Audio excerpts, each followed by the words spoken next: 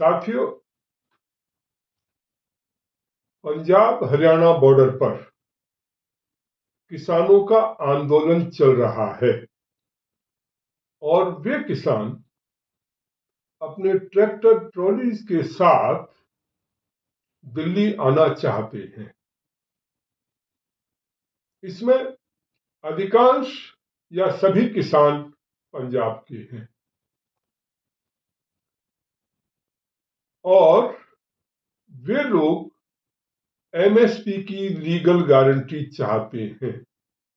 Main मुद्दा यह है, परंतु और भी काफी मुद्दे जो है उन्होंने अपनी डिमांड्स में जोड़े हुए हैं। 4 दौर की वार्ता हो चुकी है और वो वार्ता असफल रही। अब उनको रोकने के लिए कि वो पंजाब से यहां तक ना आ पाए, उसके लिए कोशिशें चल रही हैं। इस संबंध में सारी पार्टियां अपने अपने तरीके से अपनी अपनी बातें कर रही हैं। कुछ लोगों का कहना यह है कि ये जो आंदोलन है वो राजनीति से प्रेरित है। आम आदमी पार्टी और कांग्रेस का इनको समर्थन है और ऐसे संगठन जो कि कांग्रेस और आम आदमी पार्टी से जुड़े हुए हैं या उनके सपोर्ट पर काम कर रहे हैं, वो लोग जो हैं वहां से आ रहे हैं।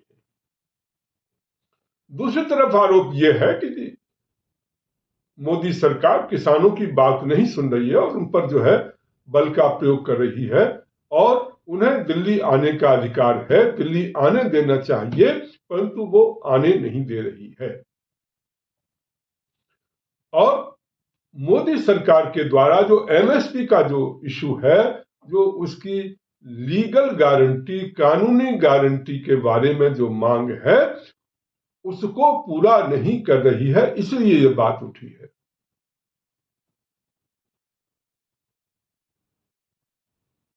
जहां तक एमएसपी का सवाल है, मैं समझता हूं कि वो एक बहुत महत्वपूर्ण और सेंसिटिव मुद्दा है और इस विषय पर मोदी सरकार को गंभीरता के साथ विचार करके कोई निर्णय लेना चाहिए। इस मुद्दे को लेकर के काफी समय पहले भी आंदोलन हुआ था और अभी भी उसी मुद्दे को लेकर के आंदोलन हुआ है। वैसे भी जो समस्या है वो समझने की जरूरत है कि इस समय खेती जो है अनप्रॉफिटेबल हो चुकी है, अर्थात खेती लाभकारी व्यवसाय नहीं रहा है। उसका कारण यह है कि खेती का जो करने का जो क्षेत्र है वो लगातार कम होता जा रहा है। किसानों के पास कभी पहले जब ज्यादा खेती होती थी, अब उनके बच्चे हो गए, परिवार हो गए, वो खेती जो है वो उतनी की उतनी है और आगे बढ़ती जा रही है, तो उसका जो रकबा होता है या जोत क्षेत्र होता है वो कम होता जा रहा है। जब जमीन कम है तो उससे बहुत ज्यादा प्रॉफिट नहीं हो सकता। ये किसानों की समस्या और विशेष रूप से छोटे किसानों की समस्या है और इसलिए ये डिमांड हमेशा होती रही है। लाल बहादुर शास्त्री जी के जमाने में जिस समय काफी परेशानी चल रही थी, उस समय उन्होंने ये क्रांतिकारी निर्णय लिया था और उस समय गेहूं, चावल, धान या कुछ फसलों के लिए ये जो एमएसपी का नियम जो है वो लागू किया था और उसके कारण देश में समृद्धि बढ़ी, किसानों की स्थिति बदली और इसके लिए लाल बहादुर शास्त्री जी को जो है श्रेय जाता है कि उन्होंने उस समय पर एक क्रांतिकारी निर्णय लिया। अब किसानों की डिमांड ये है कि दूसरी फसलें जो हैं उनकी भी एमएसपी निर्धारित होनी चाहिए।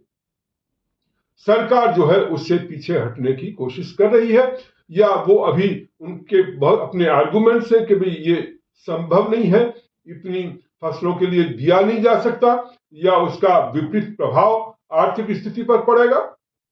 इस कारण से सरकार जो है वो नहीं कर पा रही। परंतु मेरा मानना यह है कि इस विषय पर हम किसानों को कुछ मुफ्त में पैसा देने की कोशिश करते हैं, मुफ्त में राशन पानी देते हैं। इसके बजाय यदि हम उनकी खेती का लाभकारी मूल्य दे सकें, इन सबको हटाकर यदि लाभकारी मूल्य दे सके तो उससे ज्यादा लाभ होगा।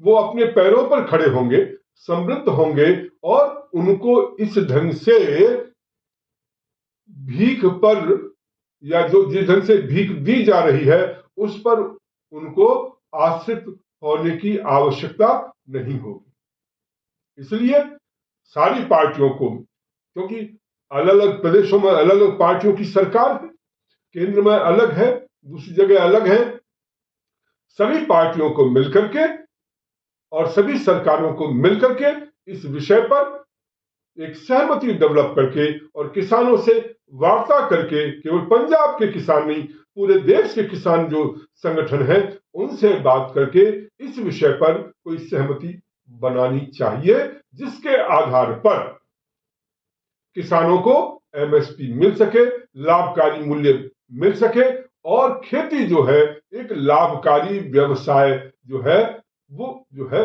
बन सके। ये एक समय की आवश्यकता है, क्योंकि खेती के ऊपर सबसे ज्यादा लोग निर्भर हैं और अन्न की सुरक्षा सबसे बड़ी सुरक्षा है। ये हम कोविड के दौरान देख चुके हैं। और चीजें जो हैं, जो भी कुछ करते हो लोग, वो इंपॉर्टेंट हो सकती हैं, परंतु इस अन्न से इंपॉर्टेंट कोई दूसरी चीज नहीं है। इसलिए इस पर ध्यान देने की आवश्यकता है।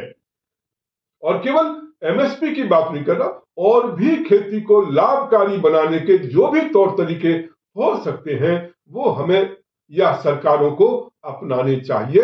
इस पर विशेष ध्यान देने की आवश्यकता है, क्योंकि ये रोजगार का एक बहुत बड़ा संसाधन है, नंबर एक। नंबर दो, यदि हमारी इंडस्ट्रीज को भी मजबूत करना है तो उसके लिए भी एग्रीकल्चर को मजबूत होना चाहिए, जिसके आधार पर एग्रो इंडस्ट्रीज जो है वो जो है स्थापित की जा सकती हैं। पशुपालन का भी इसी ढंग से उससे जुड़ा हुआ इशू है, हॉर्टिकल्चर भी उससे जुड़ा हुआ इशू है, हर्बल प्रोडक्शन जो है वो भी उससे जुड़ा हुआ है। तो इस प्रकार से ये इतना इंपॉर्टेंट विषय है जिस पर ध्यान देने की आवश्यकता है, जबकि सरकारों ने इस विषय पर उतना ध्यान नहीं दिया है। परंतु एक बात मैं आंदोलन के बारे में भी कहना चाहूंगा।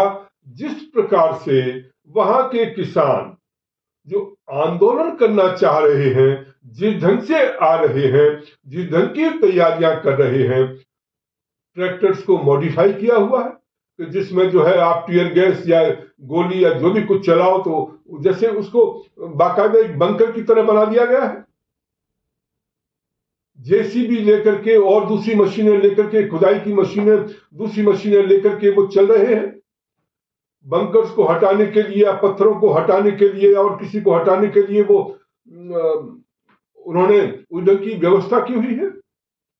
ये ऐसा लगता है कि जैसे कि एक सेना दूसरी सेना से लड़ने के लिए जा रही हो। अरे भाई, ये आंदोलन का कौन सा तरीका है और ये किस कानून ने उनको अधिकार दिया है कि वो ट्रैक्टर को इस रूप में या उस ढंग से उनको बना करके, उनको जो लाइसेंस दिया गया है ट्रैक्टर का दिया गया है वो भी खेती करने के लिए दिया गया है। अरे सरकार से लड़ने के लिए, और सरकार से लड़ने के लिए वो उसका ईंधन का रूप बना दे।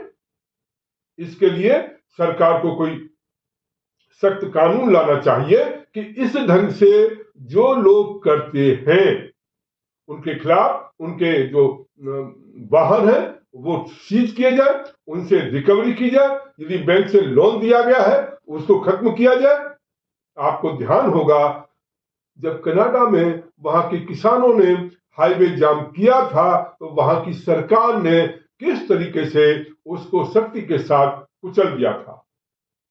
और उसमें उनके सारे के सारे यदि बैंक से लोन लिए थे वो सारे के सारे जो है या उनके लाइसेंस जो है कैंसिल कर दिए गए, उनके जब्त कर लिए गए, बैंक से लोन की सुविधा खत्म कर दी गई, बहुत से स्टेप ऐसे लिए गए जिसके कारण वो आंदोलन तुरंत खत्म हो गया।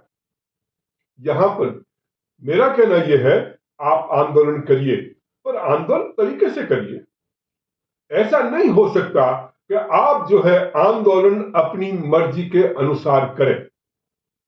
आप जब चाहे जो हाईवे है उसको रोक दें, ये आंदोलन का तरीका नहीं हो सकता, क्योंकि उस हाईवे पर दूसरे लोगों को भी चलने का अधिकार है। वो दूसरे लोगों का अधिकार जो है वो आप छीन नहीं सकते आंदोलन के नाम पर। पिछली बार जब आंदोलन हुआ था, सरकार ने किसान नेताओं से अनुरोध किया था कि आप बुराड़ी का जो मैदान है वहां पर आइए, वहां बैठिए, अपना तरीके से आंदोलन करिए, आपको जो भी सुविधाएं होंगी वो सुविधाएं भी आपको उपलब्ध कराई जाएंगी।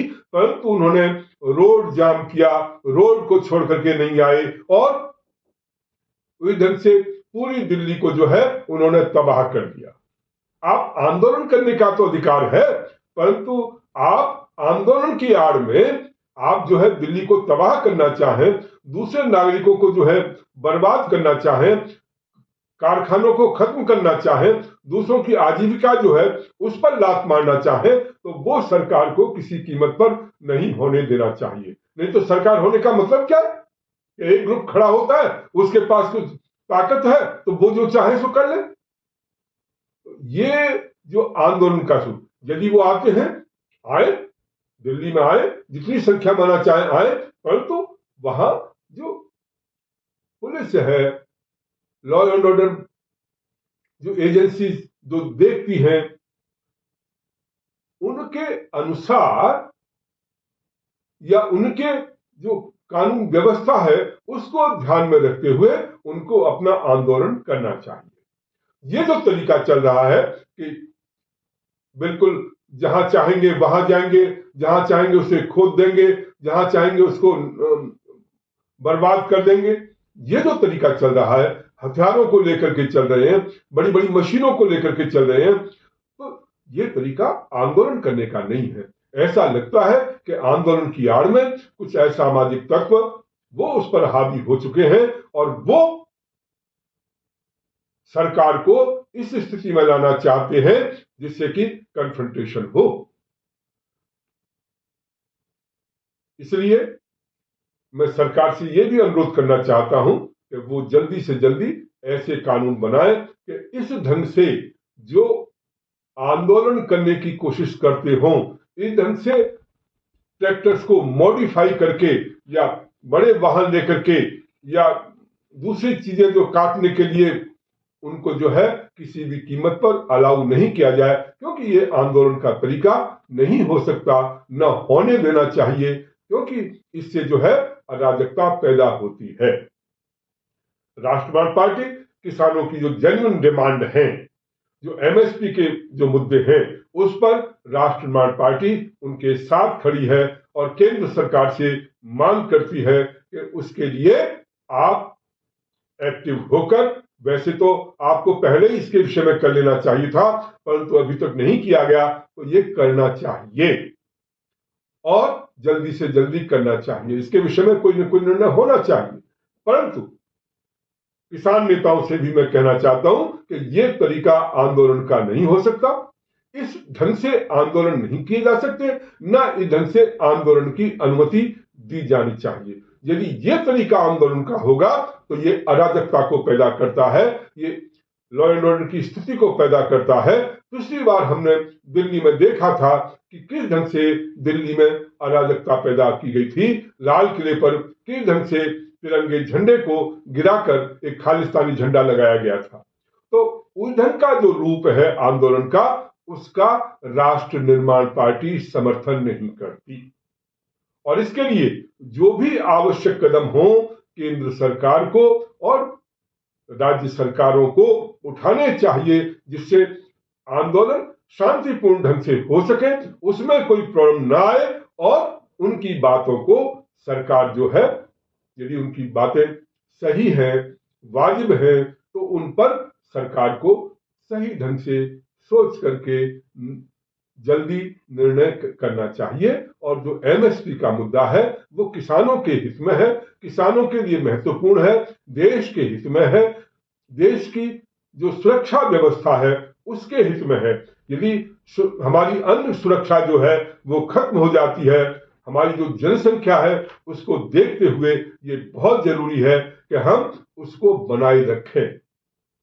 और इस दृष्टि से वो बहुत महत्वपूर्ण है और वो सबसे महत्वपूर्ण है, और रोजगार की दृष्टि से भी वो बहुत महत्वपूर्ण है। तो इस पर सारी सरकारों को, केवल केंद्र सरकारों को नहीं, सारी सरकारों को और केंद्र सरकार को, चाहे किसी भी पार्टी की हो, इन मुद्दों पर विचार करके एक सहमति बना करके किसानों के हित में एमएसपी के विषय में कोई न कोई रास्ता निकालना चाहिए। साथियों, आप इसको अधिक से अधिक शेयर करें, इस पर कमेंट्स दें, आपके जो विचार हैं वो भी हमें बताएं, और इसको अधिक से अधिक साथियों में भेजें, जिससे कि लोग राष्ट्रवाद पार्टी के जो विचार हैं या जो हमारा चिंतन है उससे अवगत हो सके। आपका बहुत बहुत धन्यवाद।